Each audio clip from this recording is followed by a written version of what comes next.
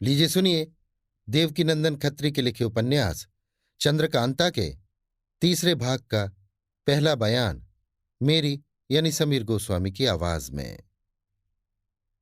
वो नाजुक औरत जिसके हाथ में किताब है और जो सब औरतों के आगे आगे आ रही है, कौन और कहाँ की रहने वाली है, जब तक ये न मालूम हो जाए तब तक हम उसको वन कन्या के नाम से लिखेंगे। धीरे धीरे चलकर वन कन्या जब उन पेड़ों के पास पहुंची जिधर आड़ में कुंवर बीरेंद्र सिंह और फतेह सिंह छिपे खड़े थे, तो ठहर गई और पीछे फिर के देखा। उसके साथ एक और जवान नाजुक तथा चंचल औरत अपने हाथ में एक तस्वीर लिए हुए चल रही थी, जो वन कन्या को अपनी तरफ देखते देख आगे बढ़ गई। वन कन्या ने अपनी किताब उसके हाथ में दे दी और तस्वीर उससे ले ली। तस्वीर की तरफ देख लंबी सांस ली, साथ ही आंखें डबडबा आईं, बल्कि कई बूंद आंसुओं की भी गिर पड़ी। इस बीच में कुमार की निगाह भी उसी तस्वीर पर जा पड़ी। एकटक देखते रहे और जब वन कन्या बहुत दूर निकल गई तब फतेह सिंह से बातचीत करने लगे। कुमार: क्यों फतेह सिंह, ये कौन है, कुछ जानते हो? फतेह सिंह: मैं कुछ भी नहीं जानता, मगर इतना कह सकता हूं कि किसी राजा की लड़की है। कुमार: ये किताब जो इसके हाथ में है, जरूर वही है जो मुझको तिलिस्म से मिली थी, जिसको शिवदत्त के अय्यारों ने चुराया था, जिसके लिए तेज सिंह और बद्रीनाथ में बदाबदी हुई और जिसकी खोज में हमारे अय्यार लगे हुए हैं। फतेह सिंह: मगर फिर वो किताब इसके हाथ कैसे लगी? कुमार: इसका तो ताज्जुब है ही है, मगर इससे ज्यादा ताज्जुब की एक बात और है, शायद तुमने ख्याल नहीं किया। फतेह: नहीं, वो क्या? कुमार: वो तस्वीर भी मेरी है जिसको बगल वाली औरत के हाथ से उसने लिया था। फतेह: ये तो आपने और भी आश्चर्य की बात सुनाई।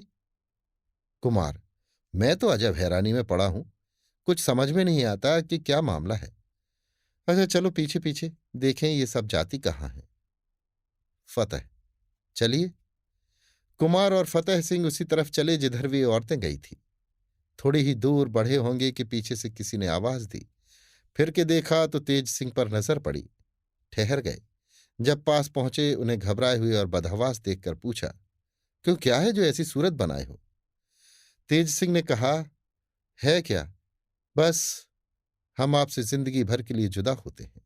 इससे ज्यादा न बोल सके, गला भर आया। आंखों से आंसुओं की बूंदें टपाटप गिरने लगी।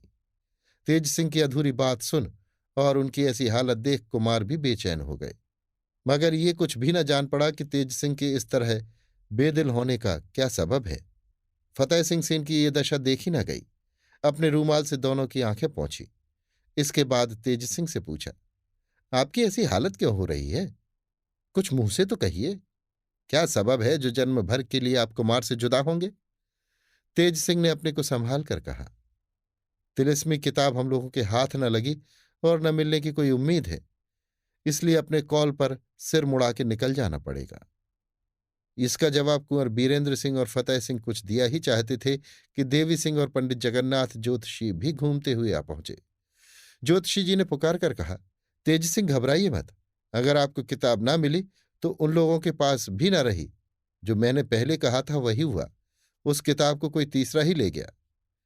अब तेज सिंह का जी कुछ ठिकाने हुआ।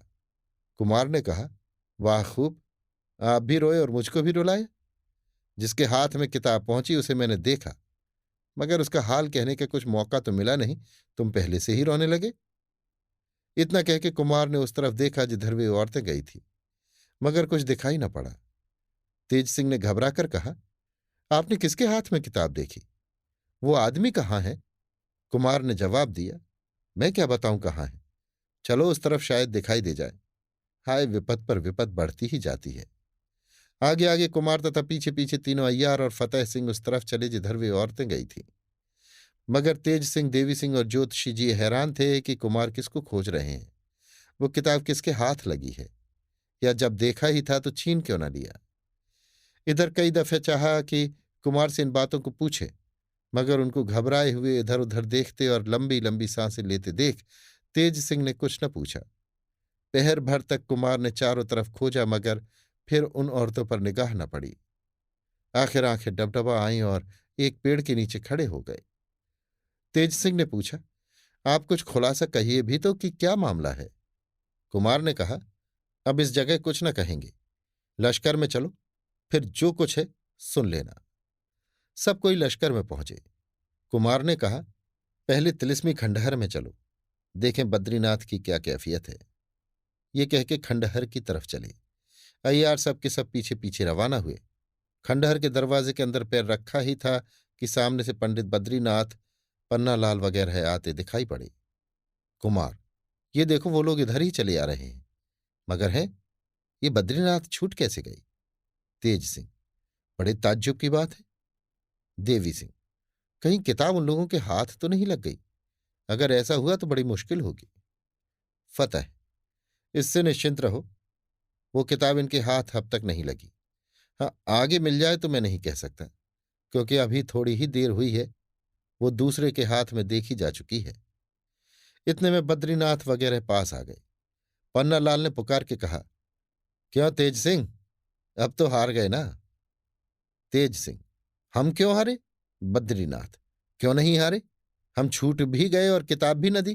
तेज सिंह, किताब तो हम पा गए, तुम चाहे आपसे आप छूटो या मेरे छुड़ाने से छूटो, किताब पाना ही हमारा जीतना हो गया।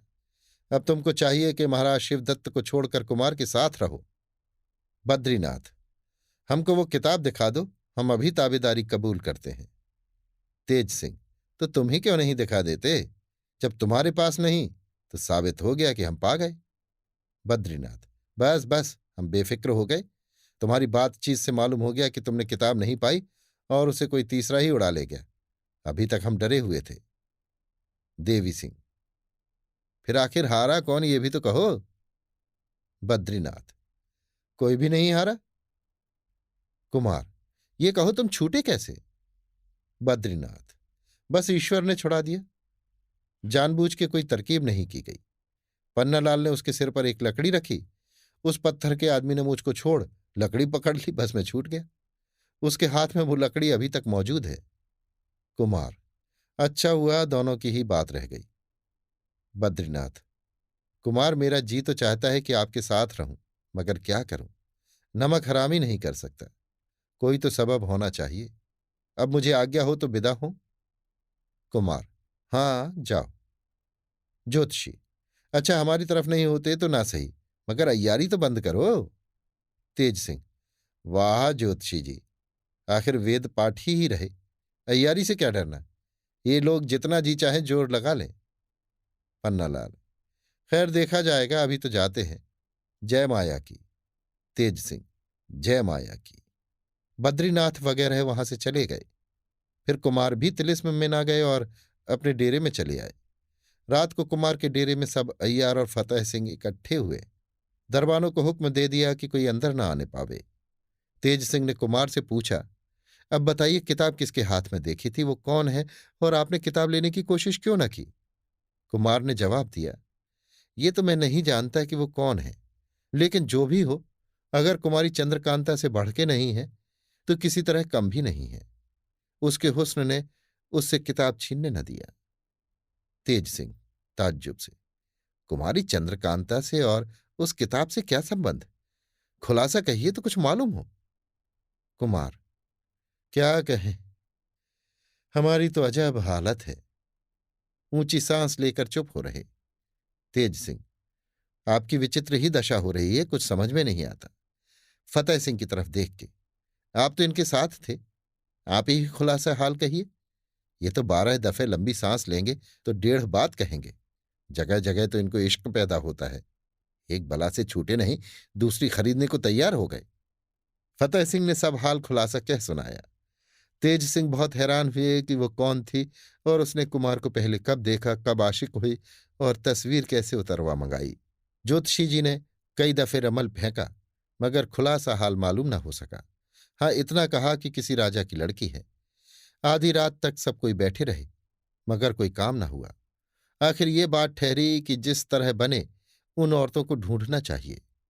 सब कोई अपने डेरे में आराम करने चले गए। रात भर कुमार को वन कन्या की याद ने सोने न दिया। कभी उसकी भोली भाली सूरत याद करते, कभी उसकी आंखों से गिरे हुए आंसुओं के ध्यान में डूबे रहते। इसी तरह करवटें बदलते और लंबी सांस लेते रात बीत गई। बल्कि घंटा भर दिन चढ़ाया, पर कुमार अपने पलंग से न उठे। तेज सिंह ने आकर देखा तो कुमार चादर से मुंह लपेटे पड़े हैं। मुंह की तरफ का कपड़ा बिल्कुल गीला हो रहा है। दिल में समझ गए कि वन कन्या का इश्क पूरे तौर पर असर कर गया है। इस वक्त नसीहत करना भी उचित नहीं। आवाज दी, आप सोते हैं या जागते हैं? कुमार मुंह खोलकर, नहीं जागते तो हैं। तेज सिंह, फिर उठे क्यों नहीं?